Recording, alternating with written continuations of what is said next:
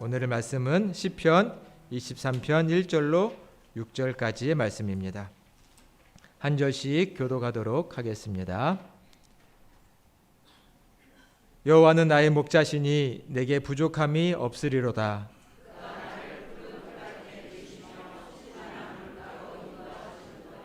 내 영혼을 소생시키시고 자기 이름을 위하여 의의 길로 인도하시는도다.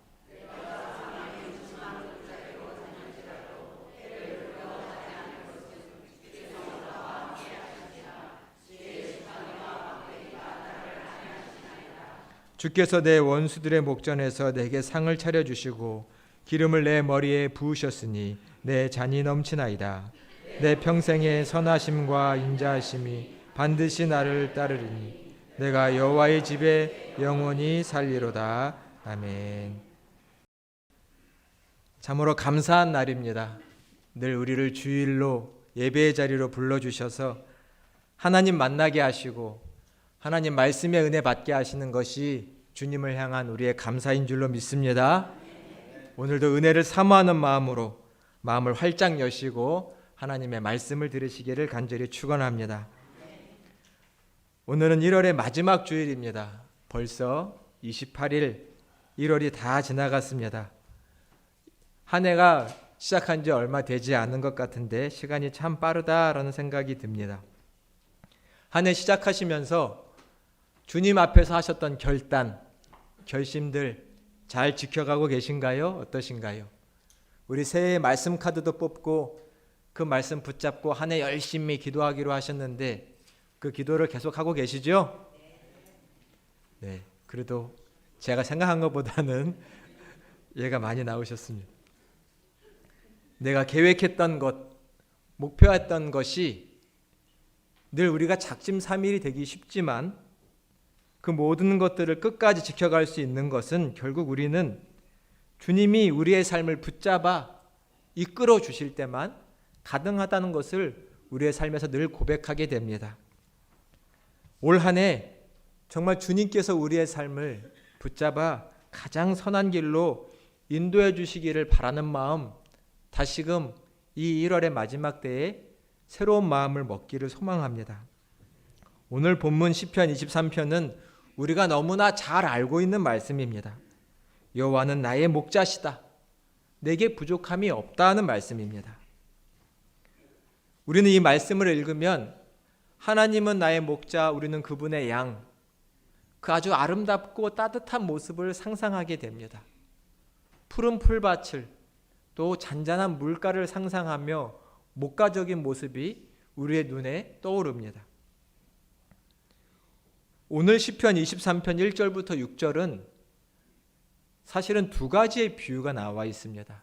우리는 보통 목자와 양의 비유만을 생각하지만 1절부터 4절까지가 목자와 양의 비유고 5절과 6절은 인자하고도 안전하게 손님을 환대하는 주인과 손님의 비유가 5절과 6절의 비유입니다.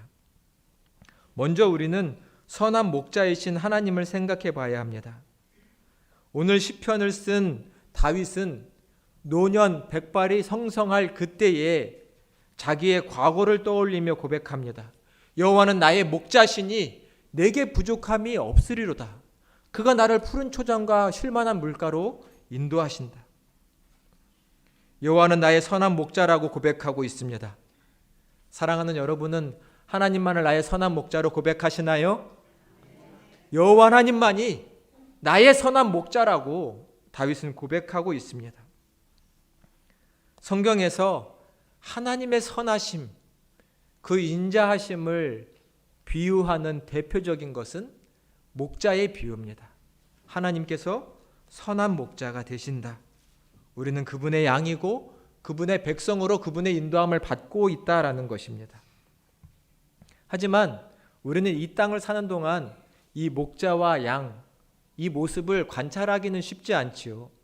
저 대관령이나 가야, 저 제주도나 가야 이 목자의 모습, 목동의 모습을 볼 수 있을까요? 잘 보기 쉽지 않은 장면입니다. 목자란 늘 양을 살피는 사람입니다. 양이 배가 고픈지 목이 마른지, 양이 어디 아픈 데는 없는지, 이 광야와 들판을 다니며 가시덤불에 찢겨 상처난 곳은 없는지, 발에 뭐가 박혀서 다리를 절지는 않는지, 양이 새끼를 베었으면 그 새끼가 뱃속에서 건강하게 잘 자라고 있는지 하나하나를 잘 살피는 것이 목자입니다. 목자는 양 한 마리 한 마리를 아주 잘 알고 있습니다. 잘 알지 못하면 양이 아닙니다. 이 양이 상태가 어떤지, 양이 무엇을 필요로 하는지, 무엇이 부족한지를 잘 알고 있는 것이 목자고, 그 부족한 것을 채워주는 것이 목자입니다. 그래서 다윗은 1절에 고백하기를 여호와는 나의 목자시니 부족함이 없다라고 말하고 있습니다. 2절에 보니 나를 푸른 초장에 눕게 하시고 쉴 만한 물가에서 쉬게도 하신다라고 고백하고 있습니다. 좋은 목자를 만난 양은 참으로 이렇게 눕고 쉬는 행복을 누릴 수 있는 것이죠. 여러분은 올 한 해 이렇게 선한 목자 되신 하나님 안에서 쉬며 누우며 행복을 누리고 계신가요? 아니면 작년과 다른 그냥 그저 그런 한 해가 되고 계신가요? 다시금 우리 새해를 어떻게 시작할지 마음을 다잡고 신앙을 다잡기를 원합니다. 여러분, TV 프로 중에서 혹시 개는 훌륭하다 이런 프로 보신 적 있나요? 요즘 반려견을 키우는 분들이 많으십니다. 저도 종종 재미있게 보는 프로 중에 하나인데 제목이 뭐예요? 개는 훌륭하답니다.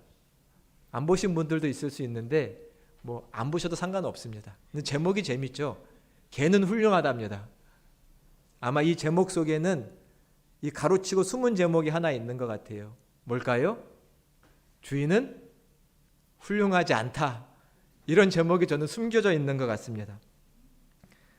그 코너를 보면 반려견을 키우는 주인들이 도대체 내가 키우는 개가 문제가 있다고 생각을 해서 도저히 나는 이 문제를 해결할 수 없으니 좀 도와달라고 신청을 하는 겁니다.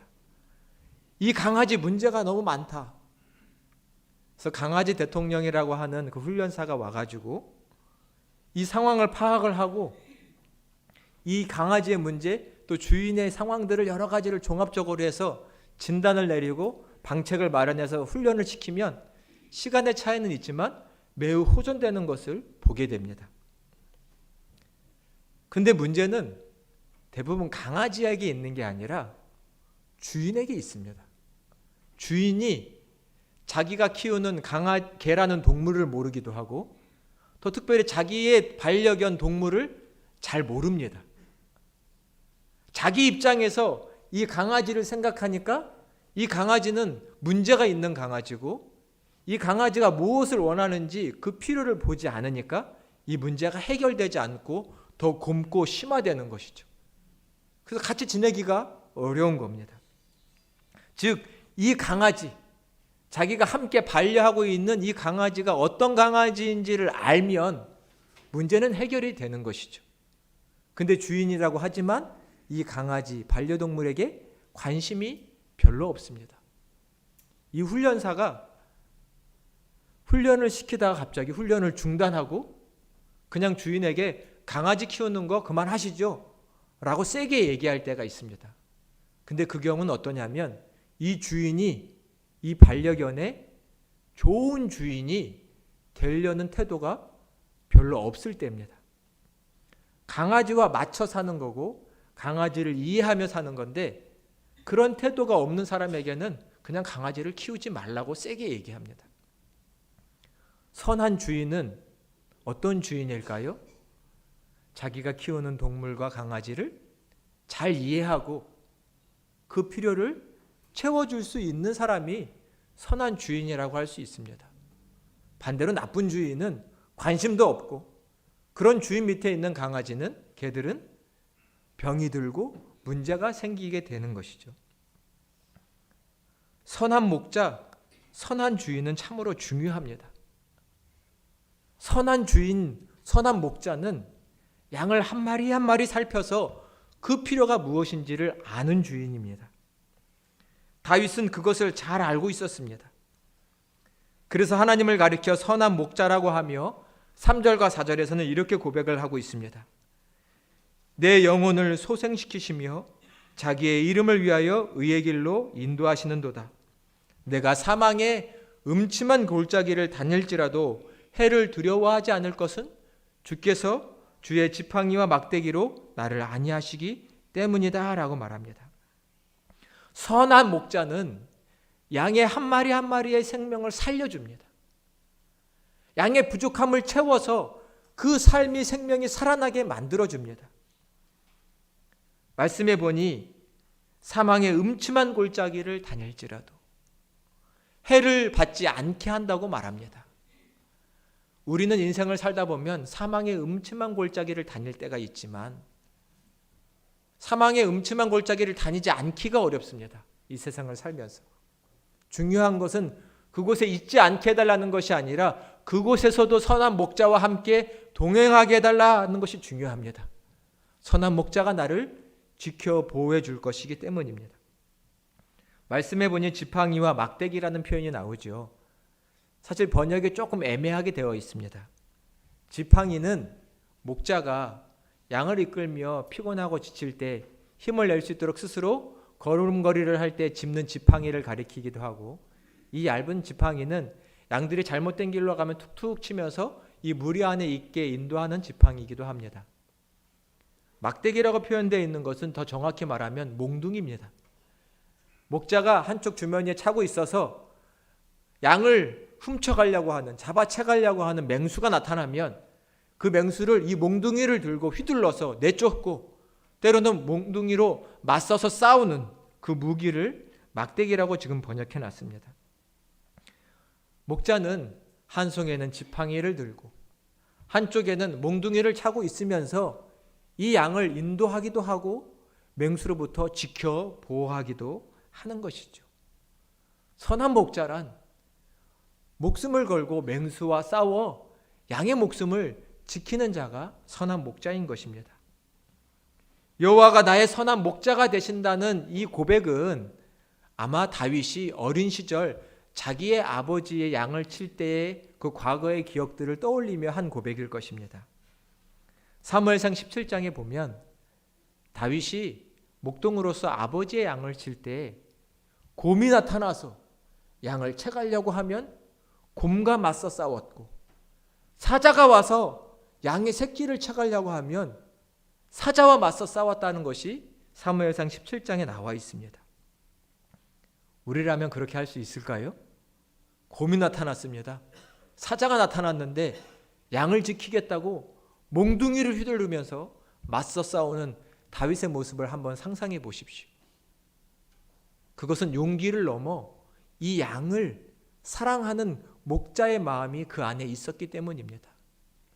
그 중심을 하나님께서 보셨기 때문에 다윗을 임금 삼아 이스라엘 민족의 목자 삼아 지도하게 하셨던 것이겠지요. 하나님은 선한 목자가 되셔서 생명을 아끼지 않고 우리를 지켜주시는 분이라고 말하고 있습니다. 여호와는 나의 목자시다라는 이 아름다운 이 하나님의 선하심과 인자하심의 비유를 들어 예수님은 자기에게도 그렇게 말씀하셨습니다. 자기가 선한 목자다.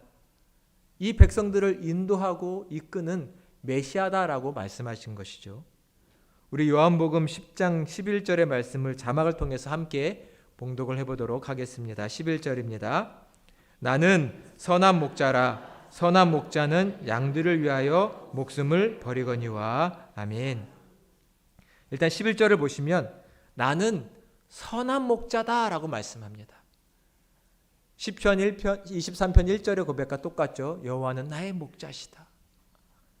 예수님은 자기를 가리켜 나는 너희의 선한 목자다라고 말씀합니다. 나는 너희를 위하여, 너희 양떼를 위하여 목숨을 버린다라고 말씀합니다. 선한 목자란 목숨을 아끼지 않고 양들을 지키는 목자인 줄로 믿습니다. 그 목자는 여호와 하나님이시고 예수님이라고 말씀하고 계십니다. 목숨을 아끼지 않고 양을 지키는 목자, 그 온전한 헌신을 가리켜 예수님은 내가 너희의 선한 목자다라고 말씀합니다. 예수님의 십자가의 사랑을 가리킵니다. 예수님께서 십자가에서 몸을 찢으시고 물과 피를 흘려 우리 모두의 죄악을 용서해 주셨죠. 이만한 사랑이 없고 이만한 지극한 사랑이 선한 목자의 헌신이 없는 것입니다. 주님은 자기의 십자가를 가리켜 나는 너희의 선한 목자가 되는 사람이라고 말씀하고 계십니다. 이 십자가의 사랑이 올 한 해 우리의 마음에 더욱 새로워지기를 원합니다. 예수님만이 나의 가장 선한 목자가 되셔서 그분이 나를 이끄신다는 믿음이 우리 안에 새로워졌으면 좋겠습니다. 반대로 이 선한 목자와 반대로 삭군을 예수님께서 말씀하십니다. 요한복음 10장 12절의 말씀도 자막을 통해서 같이 한번 봉독해 보겠습니다. 12절입니다. 삭군은 목자가 아니요 양도 제 양이 아니라 이리가 오는 것을 보면 양을 버리고 달아나나니 이리가 양을 물어가고 또 해치느니라. 아멘. 이 말씀을 보시면 삭군이 나옵니다. 삭군은 목자가 아니라라고 했습니다. 삭군은 말 그대로 삭슬 받고 품삯을 받고 일하는 사람입니다. 이 양은 자기 양이 아닙니다. 잠시 돈 벌려고 맡아놓은 양입니다. 이렇게 돈을 벌기 위해서 양을 치고 있는데 이리와 늑대가 나타나면 어떻게 될까요? 걸음아 나 살려라 하고 도망쳐야 합니다. 돈도 중요하지만 돈도 자기 목숨을 위해서 버는 거죠. 이 양을 위해서 내 목숨을 걸 필요가 없는 사람을 삭군이라고 말합니다. 늑대가 나타나고 양이 나타나고 곰이 나타나면 도망쳐야죠. 내 목숨을 살리기 위해서. 삭군을 만난 양은 맹수가 나타나면 그 맹수에 의해서 찢기고 잡혀가고 죽임을 당하게 되는 것입니다. 저들은 삭군이지만 나는 너희의 선한 목자라고 말씀하고 계십니다. 선한 목자는 양을 위해서 목숨을 바친다라고 말하고 계십니다. 이 지극한 사랑을 보여주신 우리 예수님께만 우리의 삶을 내어드리는 복된 한 해가 되기를 간절히 소망합니다. 어디로 가겠습니까? 오직 선한 목자이신 나의 구주 예수님만을 따라가면 될 뿐입니다. 우리의 삶이 행복하신가요? 쉼을 얻고 계신가요? 우리가 어디서 이 행복과 쉼을 얻을 수 있을까요? 우리의 쉼은, 우리의 기쁨은 오직 여호와 하나님, 선한 목자이신 예수님만을 따라갈 때 가능합니다. 한번 이 시간 돌아보시길 바랍니다. 나는 정말 선한 목자이신 예수님을 따라가고 있습니까? 아니면 말로는 예수님을 따라간다고 하지만 여전히 세상 사람들이 따라가고 추구하는 것들을 그냥 따라가고 그것들을 바라며 살고 있습니까? 나는 예수님 품 옆에 있습니까? 아니면 세상 헛된 곳에 가 있습니까? 그것은 양으로서의 내 삶의 행복과 기쁨이 있는지를 돌아보면 쉽게 알 수 있는 것입니다.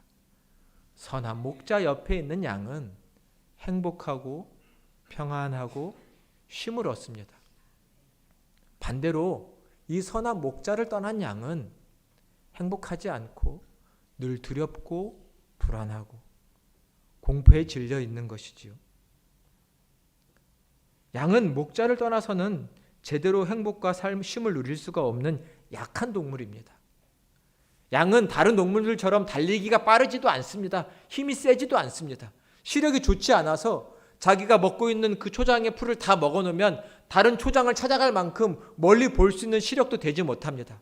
그래서 목자가 다른 초장으로 이끌어줘야지만 그 초장을 찾아가서 풀을 뜯어 먹을 수 있을 만큼 시력도 좋지 못합니다. 양은 약한 동물입니다.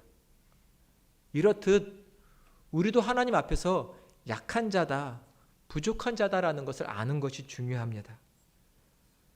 이러한 신앙의 고백이 있으세요? 나는 주님 없이는 아무것도 할 수 없는 사람이야.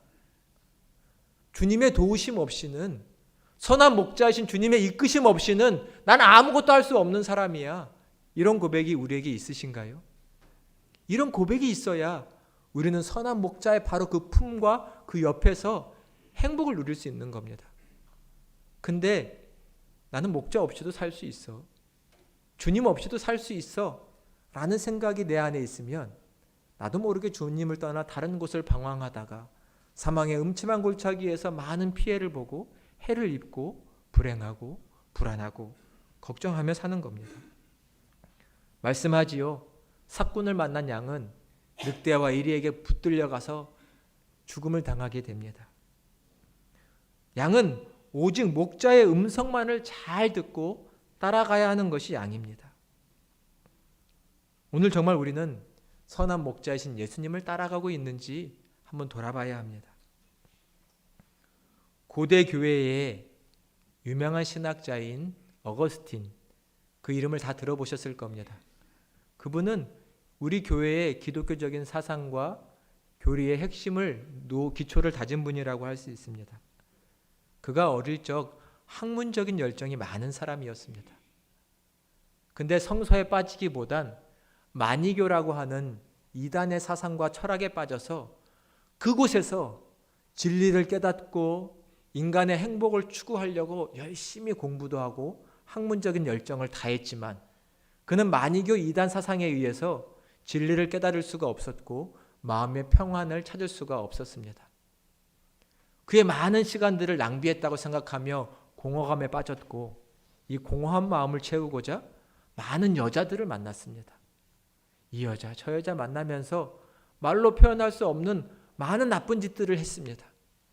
그의 참회로 고백록을 보면 그러한 이야기들이 많이 쓰여 있죠. 한참 후 그가 예수님을 만난 다음에 하나님을 만난 다음에 이렇게 고백을 하고 있습니다.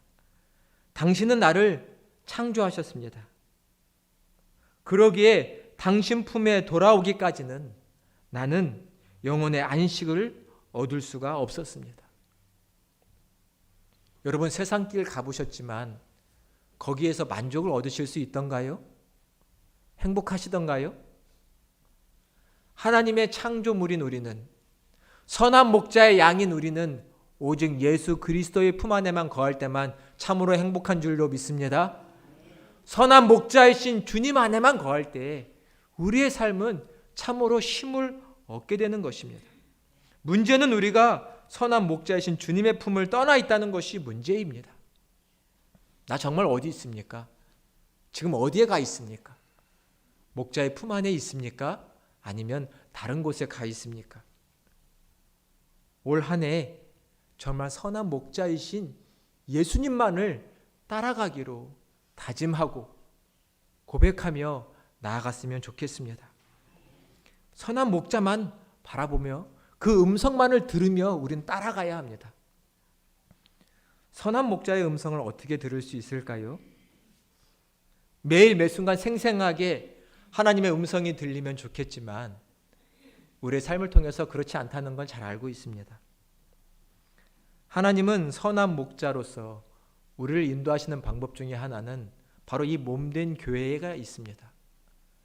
교회가 있고 교회로 나를 이끌어준 신앙의 인도자들이 있습니다. 나를 지극히 사랑하고 나를 심령에 품고 나를 위해 기도해 주는 사람들이 있습니다. 그들을 통하여 하나님은 우리를 인도하신다는 것을 잊지 마셔야 합니다. 하나님은 교회에서 나를 사랑하는 사람, 특별히 나에게 관심을 갖고 나를 위해 헌신해 주는 사람이 있게 하시고 그 사람들의 가르침과 권면을 통해서 내 삶을 바른 길로 이끄신다는 것을 알 수 있습니다. 때로는 그러한 인도자가 목사일 수도 있고 구역장일 수도 있고 나를 전도한 사람일 수도 있고 교회 직분자들일 수도 있습니다. 중요한 건 신앙의 선배들을 통하여 하나님께서는 우리를 늘 선한 길로 인도하신다는 것을 교회의 삶을 통해서 경험하셔야 합니다. 우리 히브리서 13장 17절의 말씀을 자막을 통해서 함께 봉독해 보겠습니다.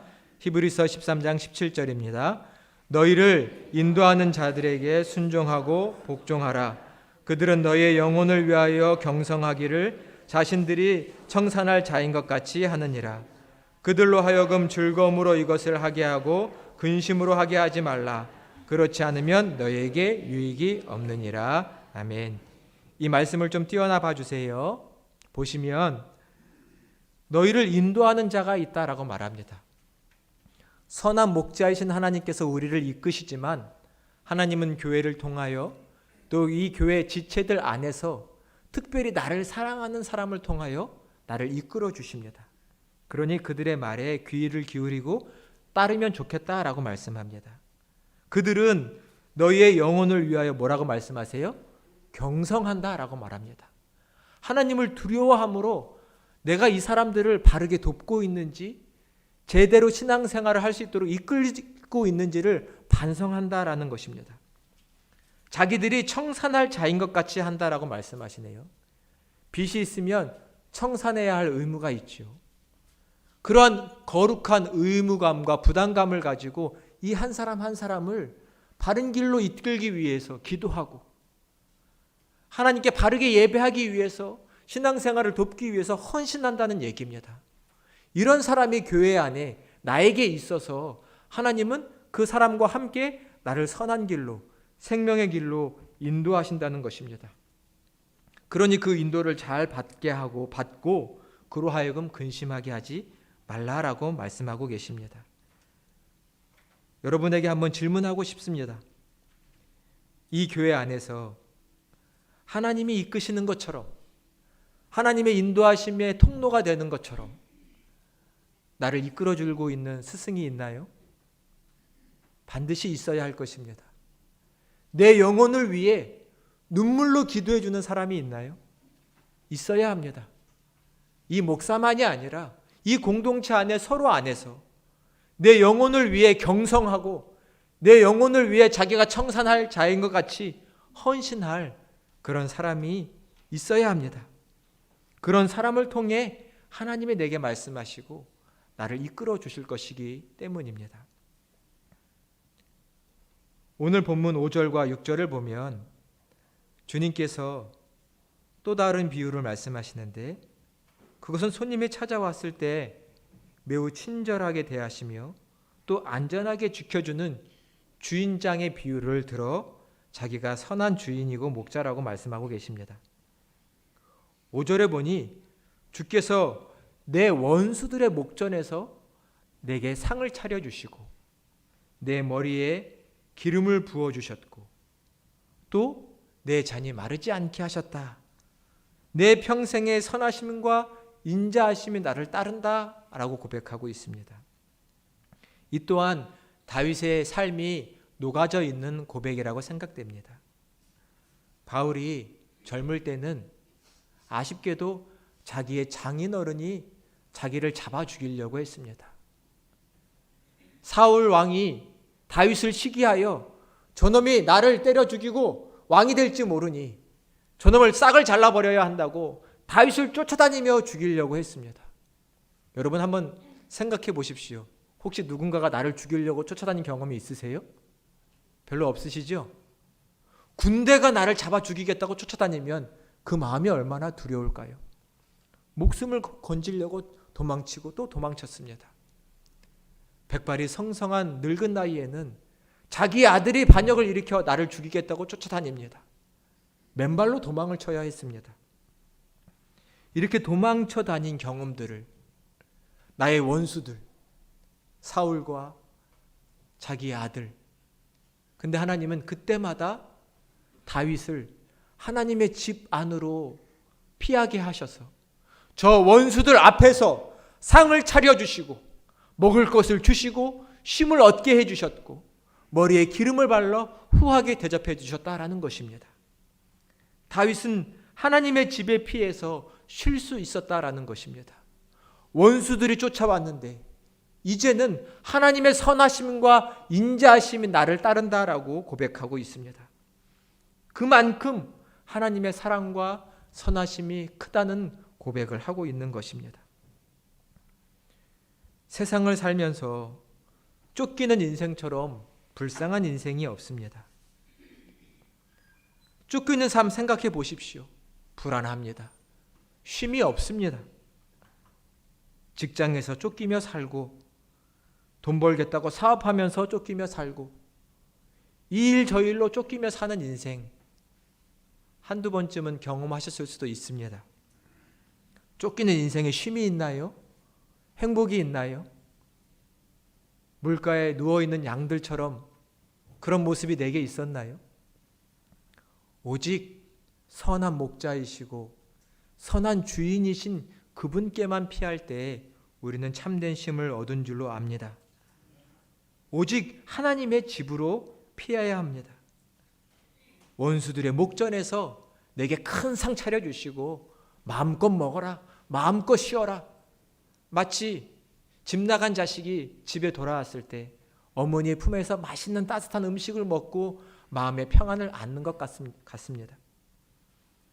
오직 하나님의 집 안에만 피해야 하고 선한 목자이신 예수 그리스도의 품 안에만 쉬어야 되는 것이 우리의 인생입니다. 2024년도 어떻게 시작하셨고 어떻게 한 달을 보내셨나요? 작년과 크게 다를 바 없이 혹 불안하고 분주하고 힘들다면 다시금 우리의 믿음의 눈, 영적인 눈을 열어서 나의 선한 목자이신 예수님만 바라보시는 저와 여러분이 되시기를 간절히 축원합니다. 주님만을 바라봐야 합니다. 주님의 음성에만 귀를 기울여야 합니다. 주님의 음성만을 듣고 그분을 따라가야 됩니다. 다른 데로 가서는 되지 않습니다. 오직 주님만을 바라보며 나아가야 됩니다. 겸손히 이 예배의 자리, 공동체의 자리를 사모할 때 주님은 이곳에서 쉼을 얻게 하시고 이곳에서 큰 상을 차려주셔서 우리의 삶에 은총이 넘치게 만들어 주십니다. 하나님의 선하심과 그 인자하심을 믿으며 하나님을 따라가겠다고 고백하시는 저와 여러분이 되어 되실 줄로 믿습니다. 하나님의 선하심이 영원히 함께 하시겠다고, 그 인자하심이 너희를 떠나지 않을 거라고 주님이 말씀하고 계십니다. 오직 이 믿음으로 올 한 해를 살아가야 할 것입니다. 오늘의 말씀을 마음에 새겨주시기를 바랍니다. 여호와는 나의 목자시니 내게 부족함이 없으리로다. 주님은 우리의 선한 목자가 되셔서 부족함 없는 삶, 행복하고 평안한 삶으로 우리를 인도하여 주실 것입니다. 이런 귀한 축복이 사랑하는 여러분과 함께하여 주시기를 간절히 축원합니다. 기도하겠습니다. 은혜와 사랑의 하나님, 감사드립니다. 내 평생에 선하심과 인자하심이 정녕 나를 따르리니 내가 여호와의 집에 영원히 살리로다. 주님의 그 큰 사랑으로 우리를 안으시고 인도하시는 주님, 오직 여호와 하나님의 집 안에만 거하는 우리의 인생이 되기를 소망합니다. 목자를 떠난 양같이 유리하며 방황하고 고생하는 인생길을 그만 멈추게 하여 주시고 오직 나의 주, 나의 선한 목자만을 바라보며 그 음성만을 듣고 따라가는 우리의 삶이 되도록 주여 축복하여 주시옵소서. 주님은 늘 푸른 초장으로 쉴 만한 물가로 우리를 인도하기를 원하시는데 우리의 어리석음이 그 길을 따르지 못할 때가 많았습니다. 주님, 다시금 은혜 위에 은혜를 더하여 주셔서 오직 선한 목자이신 여호와 하나님만을 따라가는 귀하고 복된 인생 되도록 함께하여 주시옵소서. 예수 그리스도의 이름으로 간절히 기도드리옵나이다. 아멘.